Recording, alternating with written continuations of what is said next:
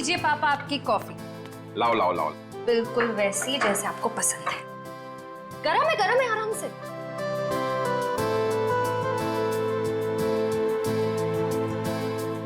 Wow, मेरी बेटी जैसी कॉफी इस दुनिया में कोई नहीं बना सकता। वो तो है, लेकिन एक जमाने में मैं भी बहुत टेस्टी कॉफी बनाया करती थी। तुम हो ही इतनी टेस्टी। हाँ? मेरा मतलब है तुम आज भी उतनी टेस्टी कॉफी बनाती हो। आप भी ना बेटी के सामने कुछ भी बोल रहे हो। क्यों, क्या हुआ? श्रेया बेटा, तुम्हें कोई प्रॉब्लम है? नहीं पापा, मुझे कोई प्रॉब्लम नहीं है। ये देखो। ना आप खाइए, मैं देखती हूँ।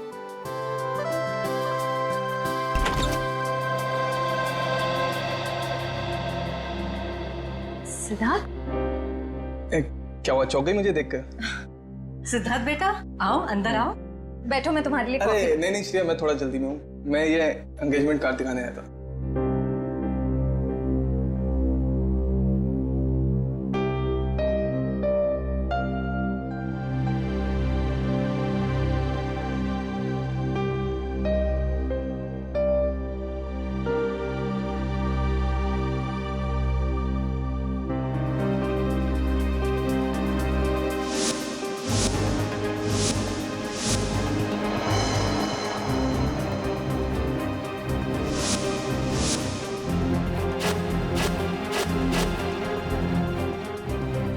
कैसा लगा डिजाइन?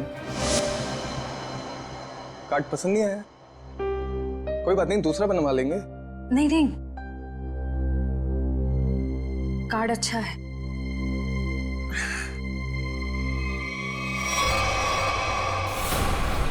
चल चल चल चल चल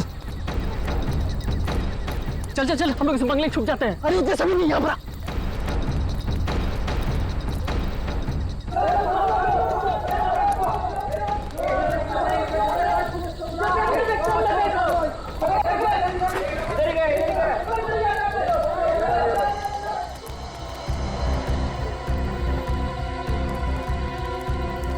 चल चल निकलते हैं यहाँ से। अरे रुक रुक रुक, हम लोग सारा सोना यहीं पे गाड़ देते हैं जमीन में। अबे तेरा दिमाग खराब हो गया है? मोहल्ले के लोगों ने हमारा चेहरा देख लिया है और अगर कल हम यहाँ दोबारा आए तो यहाँ पकड़े जाएंगे, खतरे में पड़ जाएंगे। हम लोग सोना लेकर बाहर नहीं जा सकते हैं, सारे लोग घूम रहे हैं। और तू खतरों से कब से डरने लगा? अरे खतरों से नहीं, तेरी बेवकूफियों से डर रहा हूँ। देखना एक दिन तेरी सारी बेवकूफियां हमें ले डूबेंगी, समझा? तू बेवकूफ किसे बोला? हाँ, सारा प्लान मैंने बनाया है। सारा प्लान तूने बनाया, इसका मतलब ये नहीं कि जेल भेजने का प्लान भी तू बनाएगा, समझो?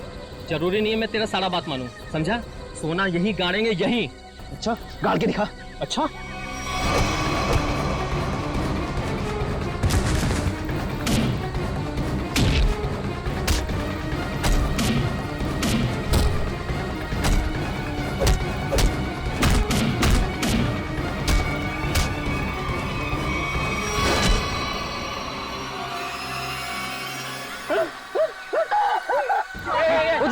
उधर से आवाज है। चल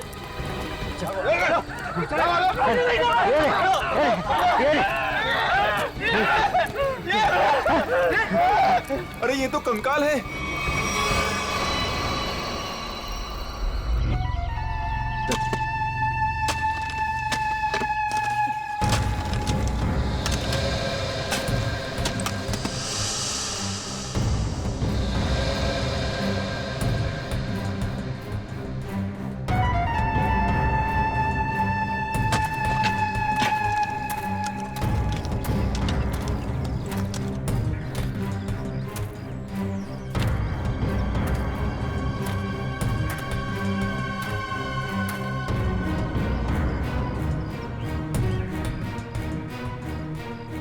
कैसा दिमाग होता है इन मुजरिमों का। खून करके मन नहीं भरा तो डिजाइन बना दी हड्डियों की। सचिन, तुम दोनों एक काम करो, घर के अंदर से अच्छी तरह से तलाशी ले लो, देखो कुछ ना कुछ मिलता है क्या। हा? बॉस ये देखो, उस सिर पे रहने ये डिजाइन हाथ और पैर की हड्डियों से बना। ये देखो, ये पैर की हड्डी और ये हाथ की हड्डी। तो टांगों की हड्डियां अलग अलग लोगों की हैं? हाँ तारिका, अलग अलग इंसानों की है। बस मुझे लगता है कम से कम 2 लोगों का तो खून हुआ है यहाँ पर। सर। हाँ हाँ विक्रम। सर ये बाकी की हड्डियां मिल गई है, इन्हें यहाँ पे दफना के रखा गया था। एक एक हड्डी संभाल के उठाओ, हैं? एक एक हड्डी। ये देखो। रूही जरा देखो, घर के अंदर कहीं खून के निशान मिलते हैं क्या?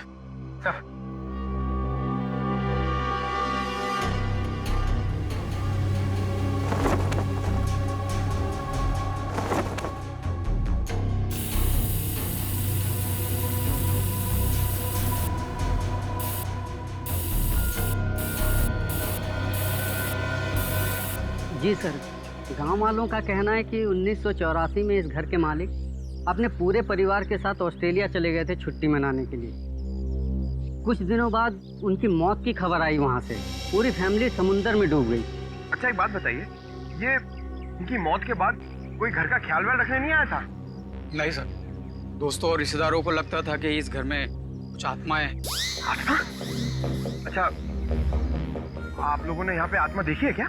जी सर, कुछ परछाइयाँ दिखती रहती हैं अक्सर। हाँ, और कुछ ऐसी भयानक सी आवाजें भी आती है सर। हाँ? कैसी भयानक सी आवाजें? सर, कभी किसी के चीखने की आवाज, कभी किसी के रोने की आवाज आती है।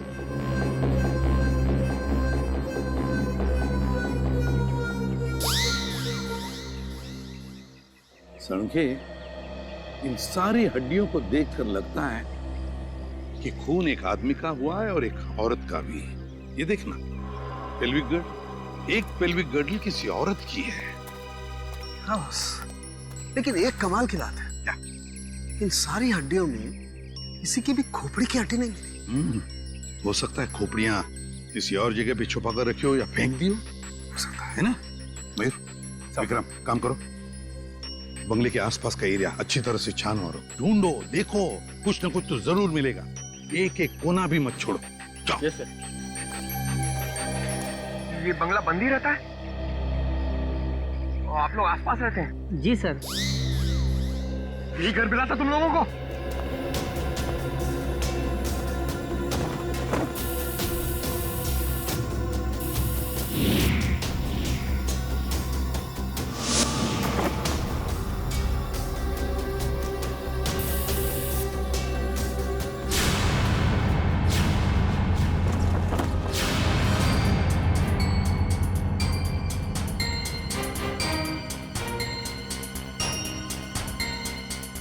सूखा हुआ खून।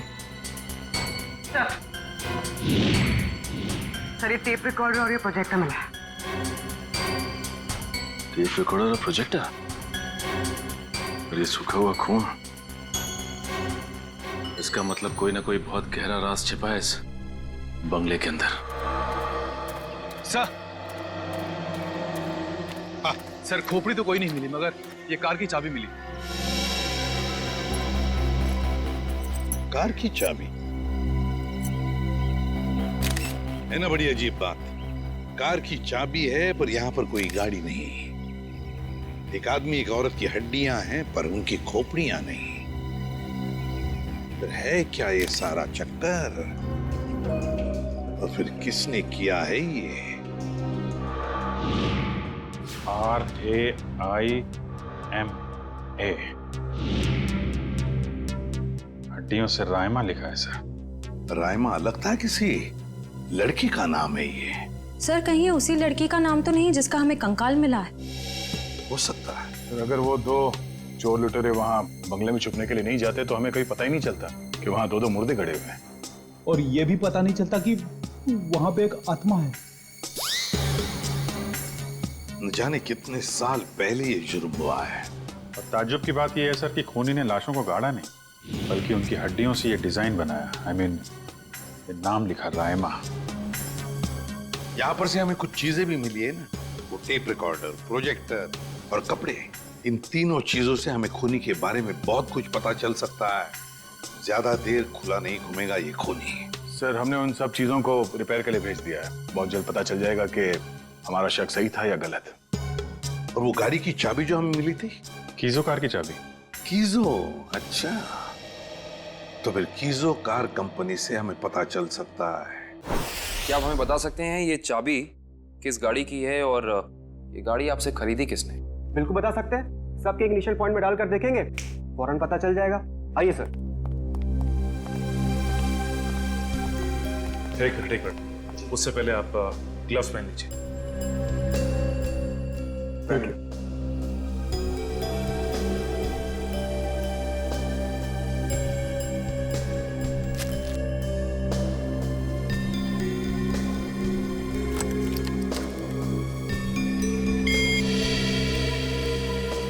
नहीं सर।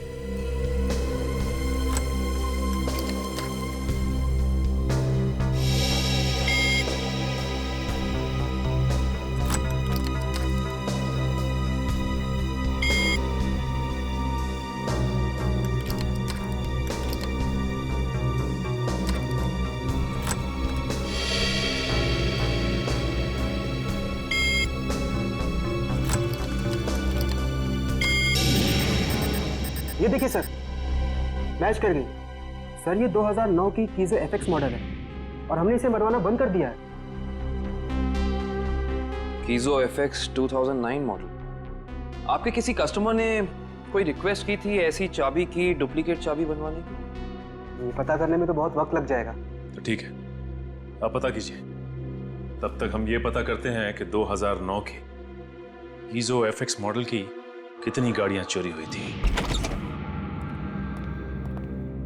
मिलिंद जी। जी सर। कुछ हो रहा है कि नहीं? सर मैं कोशिश तो कर रहा हूँ सर।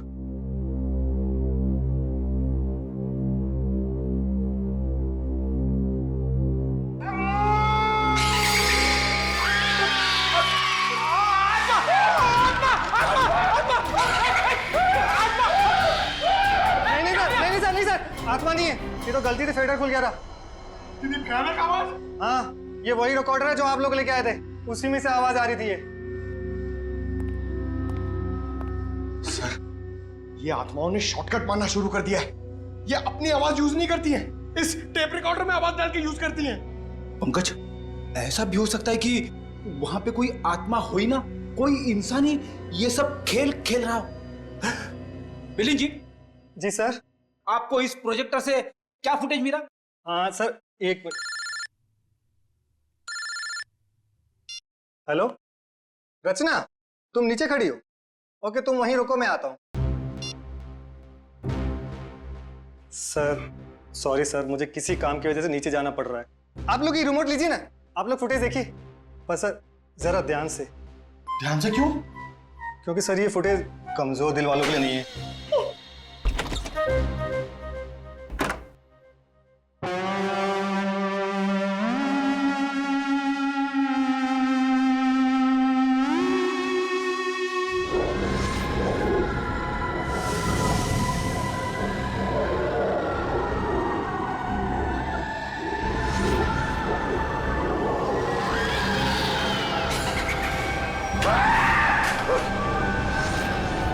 पंकज आत्मा, पंकज बंगला नंबर 13 की आत्मा यहाँ आ गई।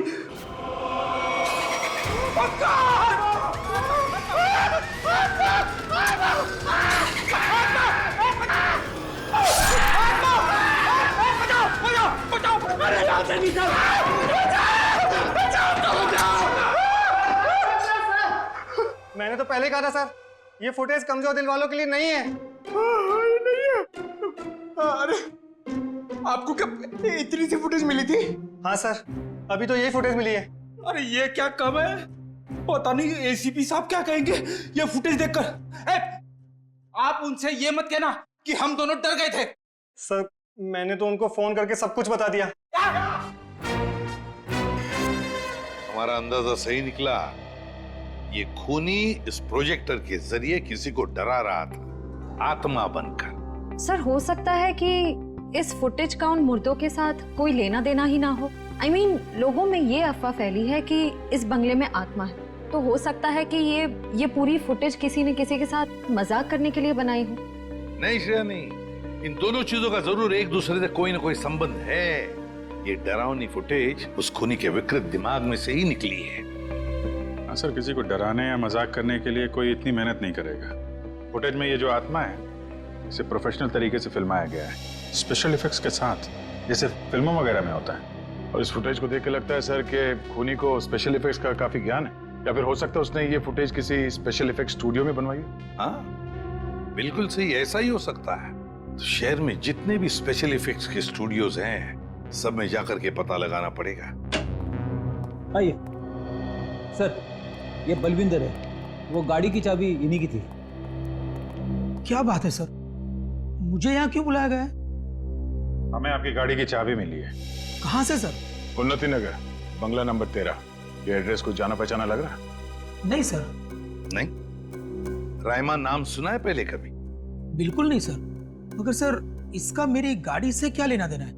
आपकी गाड़ी है कहाँ? सर वो तो कई सालों से गायब ही है। कब से? 5 जुलाई 2011। दरअसल मेरा टैक्सी का बिजनेस है। मेरी कंपनी का नाम है बलविंदर एंड कंपनी। मेरा ड्राइवर प्रीत उस दिन गाड़ी लेकर न जाने कहाँ गायब हो गया। तब से लेकर आज तक मेरी गाड़ी का कोई अता पता ही नहीं है सर। और उस ड्राइवर का? अस्पताल से फोन आया था कि उसे वहां भर्ती किया गया है। मैं उसे वहां देखने गया था। उसकी हालत बहुत खराब थी सर। आग लगने की वजह से उसका थोड़ा शरीर जल गया था। रहता कहाँ ये तुम्हारा ड्राइवर? सर आजकल वो मानसिक चिकित्सालय में है। सर वो बहुत गहरे सदमे में है। मानसिक चिकित्सालय? कौन से हॉस्पिटल में है वो? सर पूना से 50 किलोमीटर आगे एक स्टेट मेडिकल सेंटर है, वहीं पर है। State medical centre?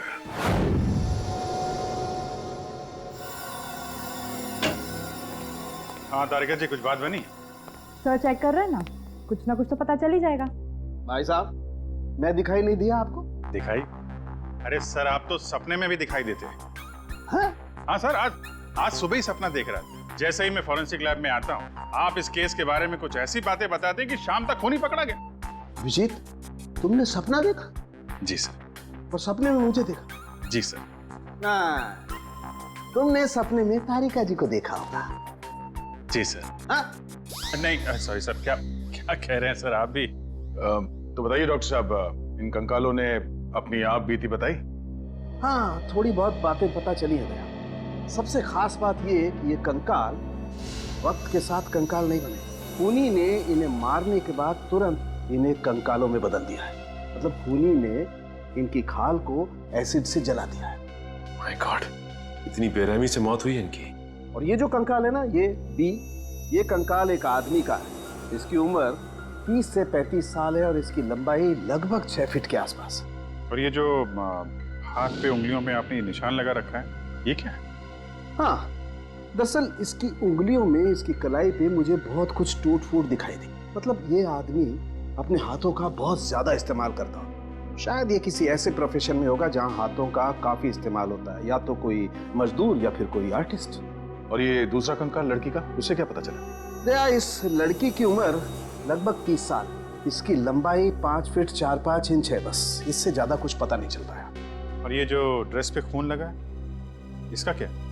टेस्ट करने से पता चला कि ये खून नहीं है, लमाइन रेड नाम का केमिकल है ये, जिसका इस्तेमाल ज्यादातर फिल्म्स, टीवी सीरियल्स और नाटकों में किया जाता है नकली खून दिखाने के लिए। तो इसका मतलब किसी ने पूरी तैयारी कर रखी थी ये बंगला नंबर 13 में किसी को डराने की। पकड़ा जाएगा, वो खूनी भी और वो डराने वाला भी, अगर दोनों अलग अलग है तो। डॉक्टर साहब, कितना टाइम लगेगा ये पता करने के लिए कि कंकाल कितना पुराना है? थोड़ा वक्त लगेगा दया, तुम तो जानते हो कार्बन डेटिंग में थोड़ा वक्त लगता है।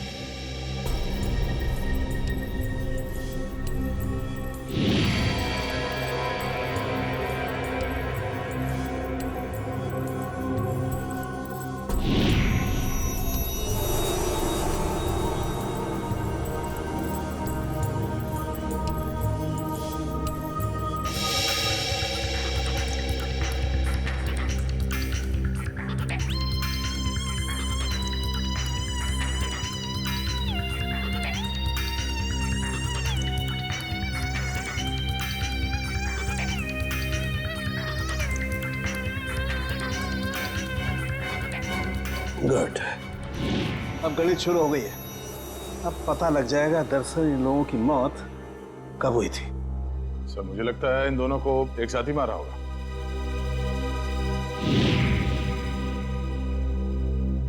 36 से 38 महीने पहले। मतलब 3 साल पहले 2011 में मौत हुई इनकी। और उस बलविंदर की कार भी जुलाई 2011 को गायब हुई थी, बंगला नंबर 13 से। सर अब तक तो खूनी शहर छोड़ के भागा होगा, उसे ढूंढेंगे कैसे? भागने दो, कहां तक भागेगा? सीआईडी से नहीं बच सकता। Excuse me. जी सीआईडी से। हेलो सर, मैं आप ही लोगों का इंतजार कर रहा था। अच्छा, जो फुटेज हमने भेजी थी उसके बारे में कुछ पता चला? हाँ सर, उसको चेक किया मैंने और उसके सारे स्पेशल इफेक्ट्स हमारे स्टूडियो में ही हुए थे, लगभग 3 साल पहले। गुड। उस फिल्म का नाम क्या था? सर फिल्म का नाम था आत्मा की चीख। हाँ, और सर वो फिल्म पूरी नहीं हो पाई थी। अधूरी फिल्म की फुटेज। सर वो फिल्म तो अधूरी थी ही, साथ में हमें हमारा पूरा पैसा भी नहीं मिला। कौन से बैनर की फिल्म थी ये? प्रोडक्शन हाउस का नाम क्या था? सर वो नए लोग थे और उस प्रोडक्शन हाउस का नाम था, 1 मिनट, हाँ सर उसका नाम था magic media works. Magic media box. अब तो यही लोग बताएंगे कि इस आत्मा की चीख को लोग सुन के नहीं पाए। ब्रीत की हालत भी पिछले 3 सालों में बिल्कुल सुधार नहीं हुआ। उस वक्त भी किसी लड़की की आत्मा के बारे में बात करता था और आज भी करता है। सर लड़की की आत्मा? अच्छा, पिछले 3 साल में जितने भी लोग प्रीत से मिलने आए थे उनकी लिस्ट चाहिए हमें। हाँ, हैरानी की बात यही है सर, पिछले 3 सालों में इससे कोई भी मिलने नहीं आया सिवाय मिस्टर बलविंदर के, जो इनके इलाज का खर्चा उठा रहे हैं। बलविंदर? जी सर। ओके।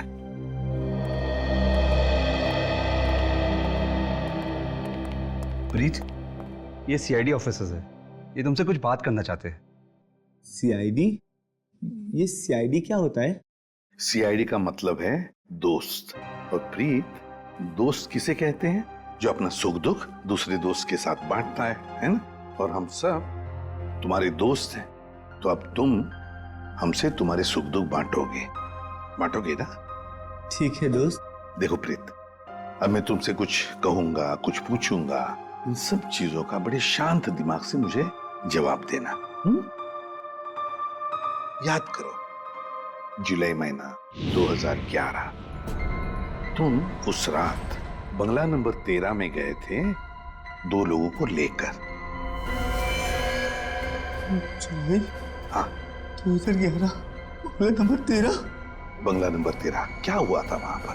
तुम लोग मेरे दोस्त नहीं हो, तुम लोग मेरे दोस्त नहीं हो। राइमा ने भेजा है ना तुम लोग को मुझे मारने के लिए। राइमा ने भेजा है ना? नहीं, राइमा ने नहीं भेजा है। हम लोग दोस्त हैं तुम्हारे। हाँ पक्का?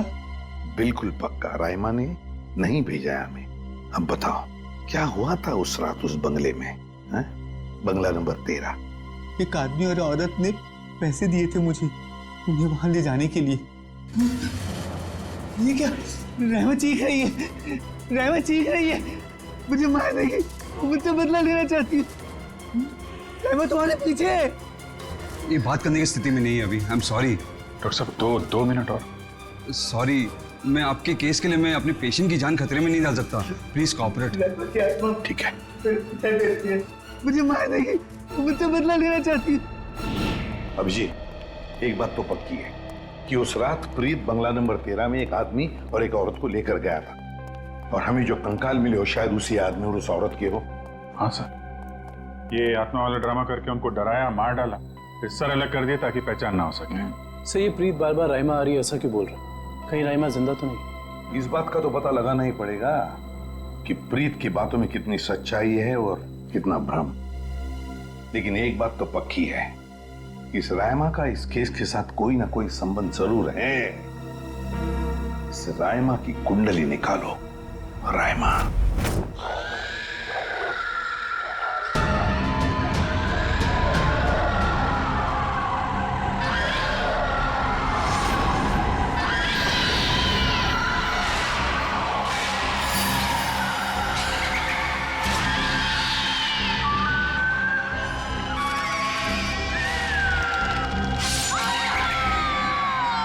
ये फुटेज आपको जिस बंगले से मिली वहां खून हुआ है?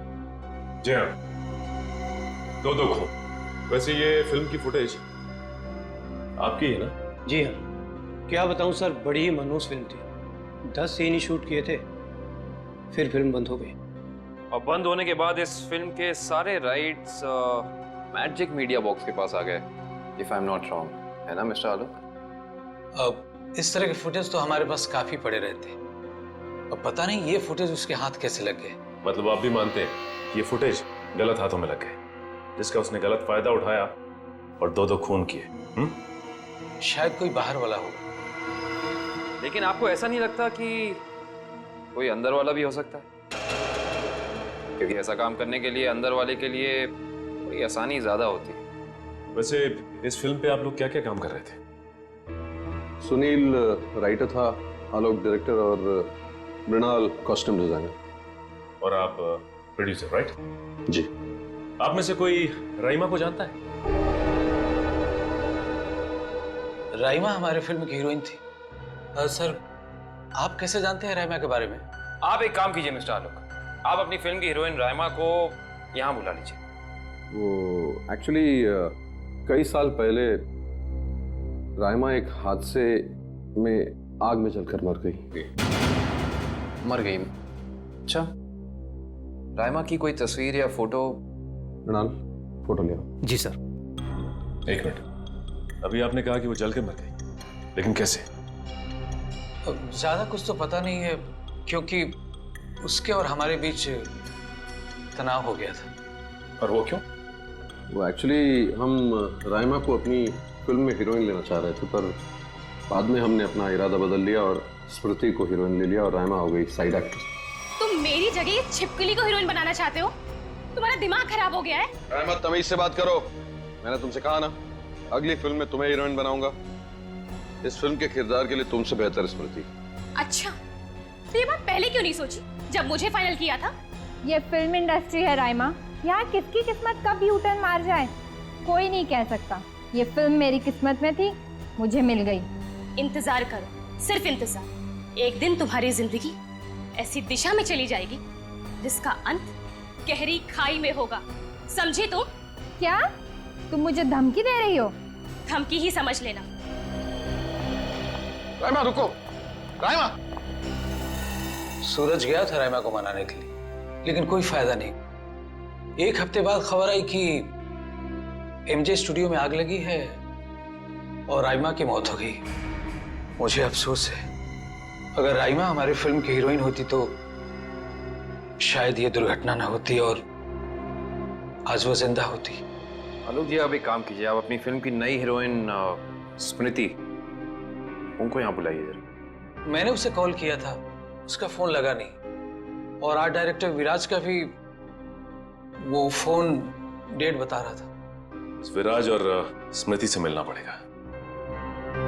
सर, ये रहे फोटो। ये है राइमा। राइमा ने स्मृति को धमकी दी, उसके बाद राइमा खुद मारी गई। तो फिर ये खून कर कौन रहा है? इसका जवाब तो अब विराज और स्मृति से मिलकर ही पता चलेगा। मैंने पता किया, ये विराज और स्मृति इस ब्लू रोज प्रोडक्शन हाउस में काम कर चुके हैं। गुड निकल, इससे पूछते हैं। अरे सुनिए भाई साहब जी, ये विराज शंकर है, आर्ट डायरेक्टर है, काफी टीवी में और फिल्मों में सेट लगाए हैं इन्होंने। इन्हें पहचानते हैं आप? नहीं सर, मुझे नहीं मालूम। जी, आगे पूछते हैं। एक्सक्यूज मी, हम लोग सीआईडी से।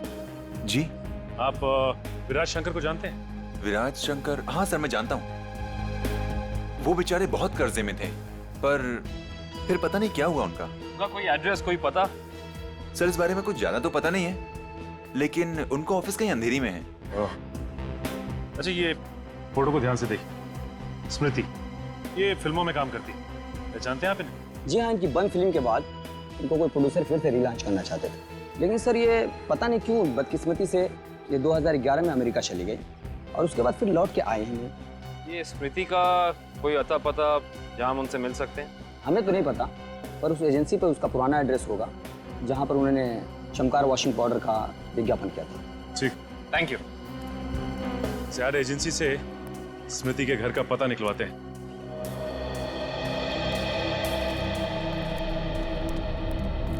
पुलिस की रिपोर्ट के हिसाब से राइमा इसी एमजे स्टूडियो में जलकर मरी है। पता नहीं काबिल, लेकिन ये बात इतनी सीधी है नहीं जितनी की लग रही है। जैसा कि फाइल में लिखा हुआ है, कि स्टूडियो में आग लगी रात के 2 बजे। ये रईमा स्टूडियो में 2 बजे करने क्या आई होती, जबकि यहाँ शूटिंग भी नहीं चल रही थी। सही कह रहे हो सच, लेकिन एक बात है जो मेरे दिमाग से निकल नहीं रही है, वो ये कि यहाँ रात 2 बजे आग लगी तो सुबह 5 बजे तक किसी को पता क्यों नहीं चला? और रिपोर्ट के हिसाब से यहाँ आग 5 बजे लगी।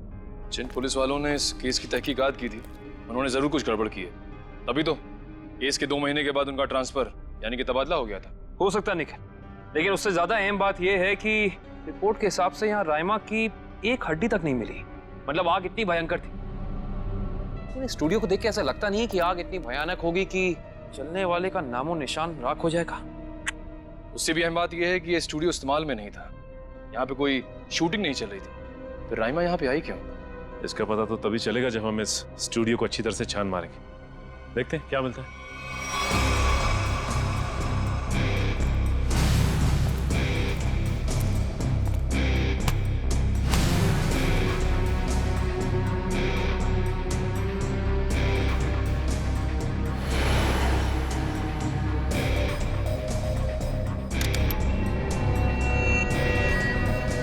ये देखो, जली हुई गन।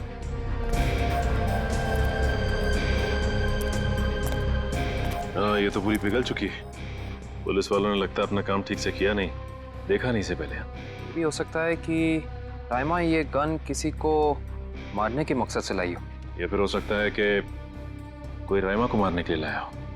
ये भी पॉसिबिलिटी है। जरूर कुछ है यहाँ, देखते हैं और क्या मिलता है।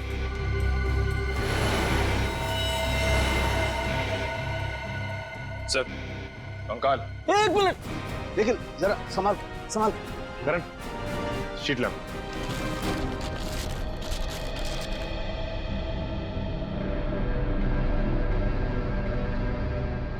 एक बार कंकाल, वो भी पूरी तरह से जला हुआ।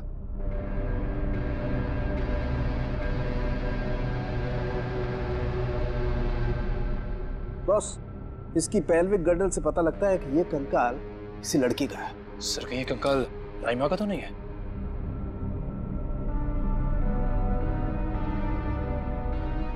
और इसकी लंबाई 5 फीट 6 इंच है। और राइमा की लंबाई 5 फुट 3 इंच।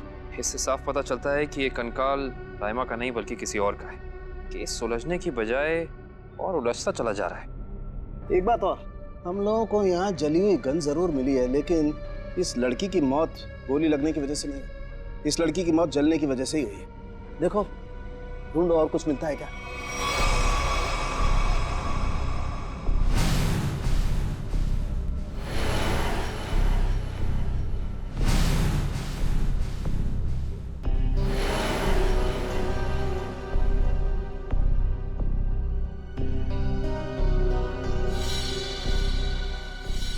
सर ये देखिए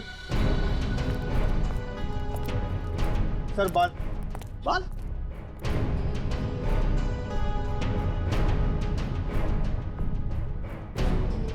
ओह सर, ये तो किसी लड़की का बाल लगता है। या तो मरने वाली का या फिर राइमा का। ये किसका बाल है, ये तो डीएनए के बाद ही पता चलेगा। सर, ये अरुण है, विराज जी के वर्कशॉप के इंचार्ज। जी, आपको कुछ बनवाना था? जी हाँ, हथकड़ी बनवानी है। हथकड़ी? मैं कुछ समझा नहीं। हाँ, अपनी बनाई हुई हथकड़ी खुद अपने हाथों में पहनेंगे तो थोड़ा दुख कम होगा।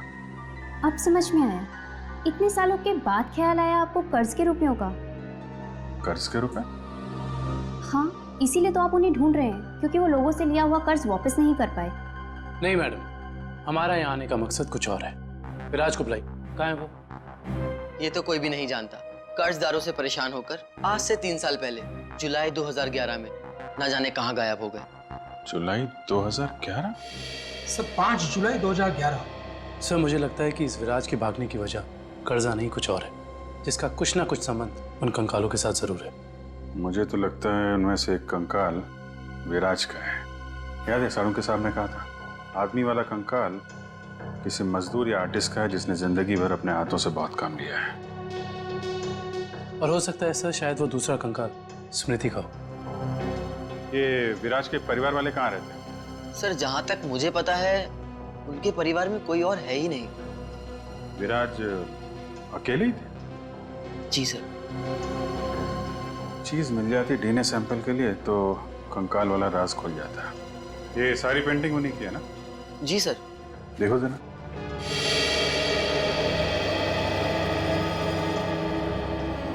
सर थंबप्रिंट ये विराज का है? जी हाँ सर, और ये थंबप्रिंट ही नहीं, ये पूरी पेंटिंग सर ने अपनी उंगलियों से बनाई है। Finger painting? इतना तो काफी है डीएनए टेस्टिंग के लिए। आप लोग? हम लोग सीआईडी से। अच्छा अच्छा, आइए आइए, आप ही ने फोन किया था ना? जी हाँ। दरअसल बात यह है कि हम स्मृति के बारे में आपसे कुछ पूछताछ करना चाहते हैं। पूछिए ना, क्या पूछना चाहते हैं आप? क्या आप बता सकती हैं कि स्मृति का आपके अलावा इस दुनिया में और कोई भी नहीं है? नहीं, उसके माँ बाप बचपन में ही गुजर गए। अब बची है तो ये बूढ़ी दादी, बहुत ही प्यार से पाला है मैंने उसे। ये स्मृति अचानक अपना फिल्मी करियर छोड़कर अमेरिका क्यों चली गई? वो कभी किसी को कुछ नहीं बताती थी, हमेशा अपना मन का करती थी। उस दिन भी उसके मैनेजर का फोन आया, कह रहा था कि मैडम किसी विज्ञापन की शूटिंग के लिए अमेरिका जा रही है। उसके मैनेजर से मैंने पूछा कि कब वापस आएगी वो, तो उसने कहा 3-4 दिनों में। लेकिन पूरे 3 साल हो गए, अब तक उसका कुछ पता नहीं, कुछ पता नहीं। कब की बात है ये, कुछ याद है आपको? कैसे भूल सकती हूँ, 5 जुलाई 2011। सर वो कंकाल भी 3 साल पुराना है सर, कहीं वो। सर कम से कम इतना तो पता कर दो, मेरे बच्चे के साथ हुआ क्या? नहीं वो इस दुनिया में है भी या नहीं? जब तक इस राज का बोझ मेरे दिल पर रहेगा, मैं इतना चैन से जी पाऊंगी, न मर पाऊंगी। देखिए, मैं आपसे वादा करता हूं कि सच क्या है इसका हम पता लगा लेंगे। प्लीज आप अपना ख्याल रखिए, ठीक है? हाँ डॉक्टर साहब, डीएनए की रिपोर्ट आ गई क्या? हाँ, पेंटिंग पर जो सूखा हुआ सलाइवा मिला था, वो सलाइवा ये बताता है कि वो आदमी वाला कंकाल विराज का ही है। और हमने स्मृति की दादी का भी डीएनए टेस्ट करवाया, जिससे पक्का हो गया कि बंगलो नंबर 13 में जो कंकाल मिला था वो स्मृति का है। इसका अंदाजा तो हमें हो ही गया था। अब इस केस में हमें आगे ले जाएगा ये तीसरा कंकाल जो एमजे स्टूडियो में जला हुआ मिला था। इस कंकाल से कुछ पता चला? हाँ, इस जली हुई लड़की का कंकाल विराज के कंकाल और स्मृति के कंकाल दोनों से ज्यादा पुराना है। और ऐसा लगता है कि इस लड़की को सिगरेट पीने और तंबाकू खाने की बुरी आदत थी, क्योंकि इसके जबड़ों से हमें तंबाकू के अंश मिले। और वो बाल इसी जली हुई लड़की के हैं? नहीं, वो बाल ना तो इस जली हुई लड़की का है, ना ही स्मृति का है। सर, कहीं ये बाल रायमा का तो नहीं है? सर, इस केस की सुई घूम फिर के रायमा पर आकर अटक गई। पता लगाना पड़ेगा रायमा के साथ आखिर हुआ क्या था। जैसा कि आप देख रहे हैं, सीआईडी ने एक और खूनी को पकड़कर एक बार फिर साबित कर दिया है कि उनकी नाक के नीचे से कोई भी मुजरिम बच के निकल नहीं सकता। इस बार पकड़ी गई है बंगलो नंबर 13 में हुए खून की हत्यारी रायमा। एक मिनट प्लीज। सर, क्या ये बात सच है कि आप एक बाल के जरिए रायमा तक पहुंच गए? देखिए, इस वक्त हम आपके सवालों का जवाब नहीं दे सकते। जल्दी जब हम प्रेस कॉन्फ्रेंस लेंगे तब आपको सब बता देंगे। ओके, ठीक है? चलिए हटिए, अब जाने दीजिए। चलो हटिए। रायमा जी, आपने उन मासूम लोगों को क्यों मारा? क्या वजह थी इसके पीछे? रायमा जी, रायमा जी, प्लीज पीछे हटिए, प्लीज। रायमा जी।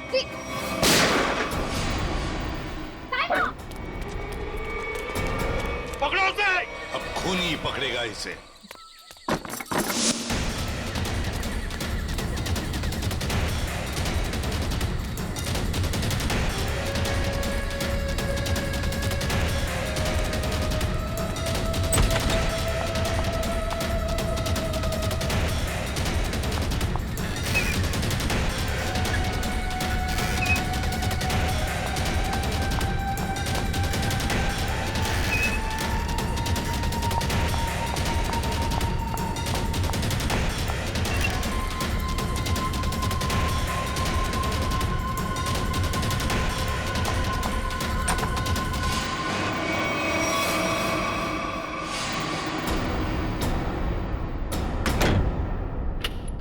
बस, बहुत हो गया, अब कुछ नहीं हो सकता। बाहर आ जाओ। ये कहानी इसी घर से शुरू हुई थी और खत्म भी इसी घर में होगी, आज ही।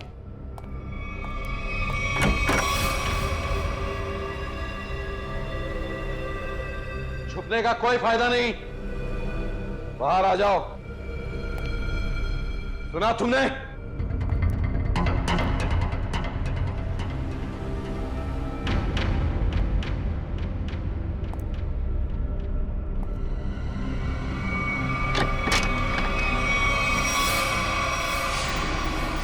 बहुत हो गया नकली रायमा बनने का नाटक।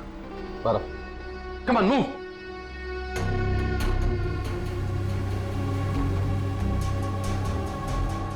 कौन हो तुम?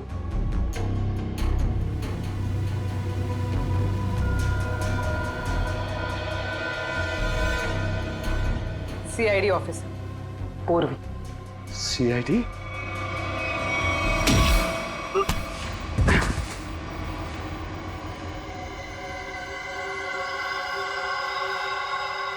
मैं और राइमा एक दूसरे से बहुत प्यार करते थे, इसलिए जब हीरोइन का रोल राइमा की जगह प्रीति को मिला तो तुम्हारे दोनों कानों से धुआं निकलने लगा है? हाँ, हम स्मृति को सबक सिखाना चाहते थे, इसलिए हमने उसके अतीत के बारे में रिसर्च शुरू की। राइमा को पता चला कि एक्ट्रेस बनने से पहले स्मृति ड्रग्स के कारोबार से जुड़ी थी। इसलिए रायमा ने स्मृति को ब्लैकमेल करना शुरू कर दिया। क्यों? स्मृति को लगा कि उसका करियर खत्म होने वाला है, उसके रीलॉन्चिंग के सपने पर पानी फिर जाएगा, इसलिए उसने और उसके बॉयफ्रेंड विराज ने एक किलर को रायमा की सुपारी दी। यह तो अच्छा हुआ कि उस किलर की गोली से रायमा नहीं मरी, बल्कि वो अपराधी खुद उस आग में जलकर मर गई।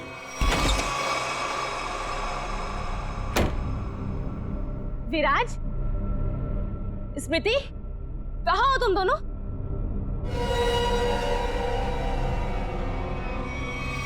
कौन हो तुम? जिया। जिया? कौन जिया? और ये दरवाजा क्यों बंद कर दिया? ताकि तुम्हें अकेले में तोहफा दे सकूं। हाँ? स्मृति और विराज को ब्लैकमेल करने का तोहफा। हाँ? क्या कर रही हो तुम? सुना है आग से जलकर मरने में बहुत दर्द होता है। आग? छोड़ दो मुझे, प्लीज, गोली मत चलाना। मौत से बचकर कहाँ भाग रही हो? मौत से तो आज तक कोई नहीं बच पाया। छोड़ दो मुझे, प्लीज छोड़ दो मुझे, गोली मत चलाना, प्लीज छोड़ दो मुझे, छोड़ दो मुझे। कोई आखिरी ख्वाहिश?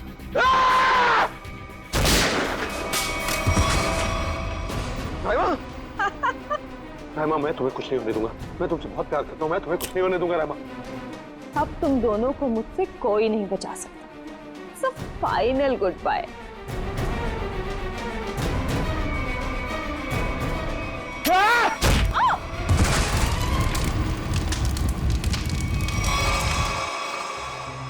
और रहीमा, उसका क्या हुआ? जिंदा लाश बन गई वो। तब मैंने ठान लिया, अब मेरी जिंदगी का सिर्फ एक ही मकसद होगा, स्मृति और विराज की बर्बादी। मैंने उन्हें यकीन दिला दिया कि रायमा जिंदा है, इसलिए वो लोग यहां आए, उस ड्राइवर को लेके जिसने एमजे स्टूडियो में आग लगाई थी। और फिर तुमने उन्हें डराना शुरू कर दिया, उनके दिमाग में यह भ्रम पैदा कर दिया कि यहां पर रायमा की आत्मा अभी भी है, जो उनसे बदला लेना चाहती है। हाँ, और फिर उन्हें मार डाला और उनका सिर काट के अपने साथ ले गए, ताकि अगर कभी उनकी लाश मिलती भी है तो उन्हें कोई पहचान ना सके। बेवकूफ हो तुम, बेवकूफ। अगर कानून की मदद लेते तो उन दोनों को वैसे ही सजा होती, मगर नहीं, तुमने कानून को अपने हाथों में लिया, उन दोनों को बेरहमी से मार डाला। और रायमा, उसका क्या? कभी सोचा तुमने? बेचारे की जिंदगी का फैसला तो अब कानून करेगा, लेकिन तुम्हारा फैसला तो हो ही गया, समझ लो। तुम्हें तो फांसी होगी, फांसी। Good morning. Hi. Good morning. अरे ये क्या लेके आई हो? सर ये आप सबके लिए मिठाई है और मेरी एंगेजमेंट के इनविटेशन कार्ड्स हैं।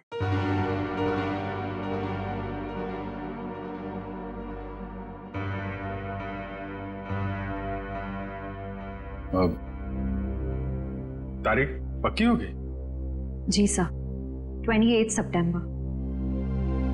अच्छा।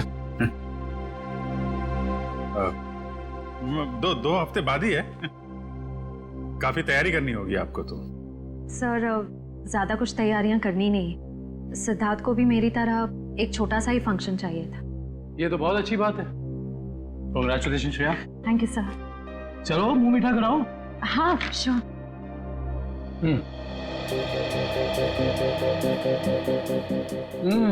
ये लड्डू तो बहुत अच्छे हैं।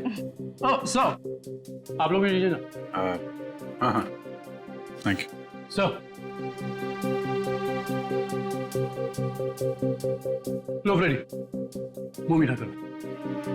रहने तो मीठा खाने का मन नहीं है मेरा। अरे फ्रेडी, एक लड्डू से कुछ नहीं होगा, लो ना। Sir please. ये हुई ना बात पूरी। तुम ही लो श्रेया। नहीं सर थैंक यू, लेकिन आप सबको जरूर आना है। ये भी कोई पूछने की बात है श्रेया? हम सब जरूर आएंगे, है ना सर?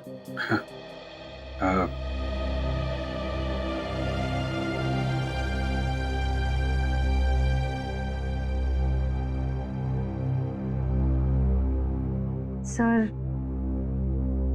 आप आएंगे ना?